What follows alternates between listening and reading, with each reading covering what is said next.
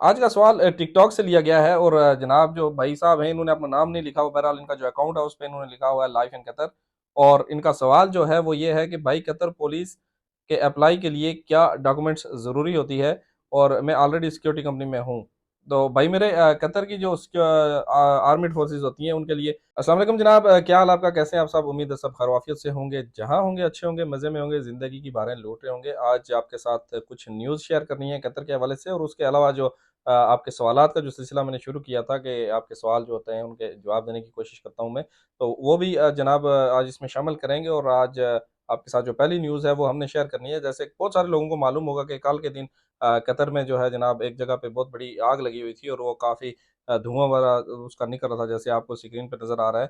तो ये जो आग लगी थी ये जनाब अल मुरीख के इलाके में हुई है ये कार्रवाई। और ये जनाब अलकास टेलीविज़न का जो वेयर हाउस था उसमें ये लगी है आग। और तो इसमें जनाब कोई भी इंसानी जान का नुकसान नहीं हुआ, अल्हम्दुलिल्लाह सुम्मा अल्हम्दुलिल्लाह। और टीवी के जो अलकास टेलीविज़न के जो हैं जनाब खालिद जासम, और उन्होंने इस चीज़ को कन्फर्म किया कि वहाँ पे कोई किसी किस्म की कोई इंजरी नहीं हुई। बहरहाल जो आग थी वो वहाँ पे अलकास टेलीविज़न के वेयर हाउस में वहाँ पे लगी हुई थी। और चलते हैं जो नेक्स्ट न्यूज़ है उसकी तरफ। General directorate for narcotics control जो है कतर का, उन्होंने मुख्तलिफ किस्म की नशा आवर अशिया की तशहीर के इल्ज़ाम में जनाब दो अफराद को गिरफ्तार करने में कामयाबी हासिल की है। और इन्हें जब्त शुदा जो अशिया थी उनके साथ पब्लिक प्रोसिक्यूशन के हवाले कर दिया गया है, ताकि इस सिलसिले में अमल दरामद शुरू किया जा सके और इनके खिलाफ जो है वो कानूनी कार्रवाइयाँ की जाएँ। और इसकी तफसीलात कुछ ऐसी हैं जैसे मैंने आपको पहले बताई हैं, और इसकी कुछ मज़ीद तफसीलात आपके साथ शेयर करते हैं। और वो लिखा गया है कि जनरल डिपार्टमेंट फॉर नार्कोटिक्स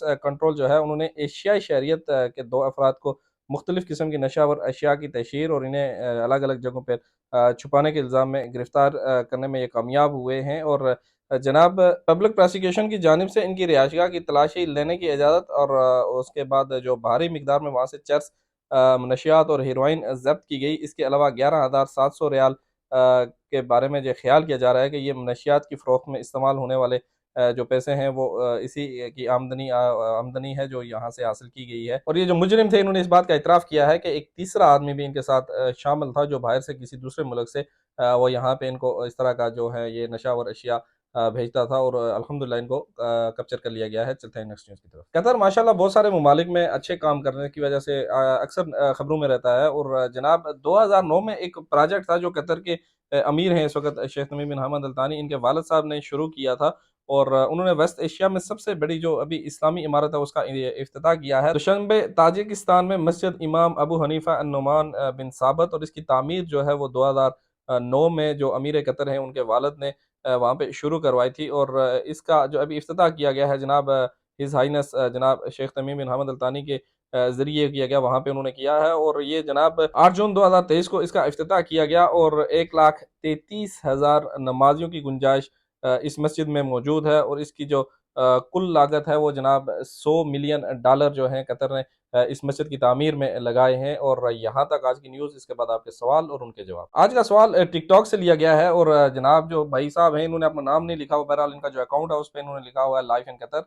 और इनका सवाल जो है वो ये है कि भाई कतर पुलिस के अप्लाई के लिए क्या डॉक्यूमेंट्स ज़रूरी होती है? और मैं ऑलरेडी सिक्योरिटी कंपनी में हूँ। तो भाई मेरे कतर की जो आर्मिड फोर्सेस होती हैं उनके लिए तकरीबन कॉमन जो हैं वो रिक्वायरमेंट्स होती हैं। और उसमें सबसे पहली चीज़ जो है वो अव्वल दखूल की है। अव्वल दखूल यानी आपकी जो फर्स्ट एंट्री कतर में हुई है वो डेट होती है, और वो मतराज से भी आप डाउनलोड कर सकते हैं। उसके लिए आपको जवाज़ात में जाने की ज़रूरत नहीं है। और इसके बाद जो होगा जनाब आपके जो डॉक्यूमेंट्स होंगे एजुकेशन के वो सारे आपके जो हैं अटेस्टेड होने चाहिए। और उसके बाद जो है आपका वैलिड कतर आईडी होनी चाहिए। और उसके बाद जो है जो मेन रिक्वायरमेंट है वो ये है कि आपका पुलिस से क्लियरेंस सर्टिफिकेट आपके पास होना चाहिए। और दो चीज़ें इसमें मज़ीद में शामिल कर लूँ, एक तो ये है कि अगर आप मौलूद कतर यानी कतर की अगर आपकी पैदाइश है तो फिर तो आपके लिए चांसेस ज़्यादा होते हैं। और अगर आप कतर के मौलूद नहीं है, आपकी पैदाइश बाहर किसी दूसरे मुल्क में है, तो फिर उसके लिए रिक्वायरमेंट ये है कि आपके कम अज़ कम कतर में 2 साल लगे हुए होने चाहिए। और उसके बाद भी जो है ये आपकी लक पे है कि आपको काम वहाँ पे मिलता है या नहीं। और अपनी तरफ से आप कोशिश करें, रिज़्क अल्लाह के पास। यहाँ तक थी हमारी आज की वीडियो, मिलते हैं इंशाल्लाह कल आपसे दूसरी वीडियो में। तब तक अपनी दुआओं में याद रखिएगा। अल्लाह हाफ़िज़ और खुदाए पामान।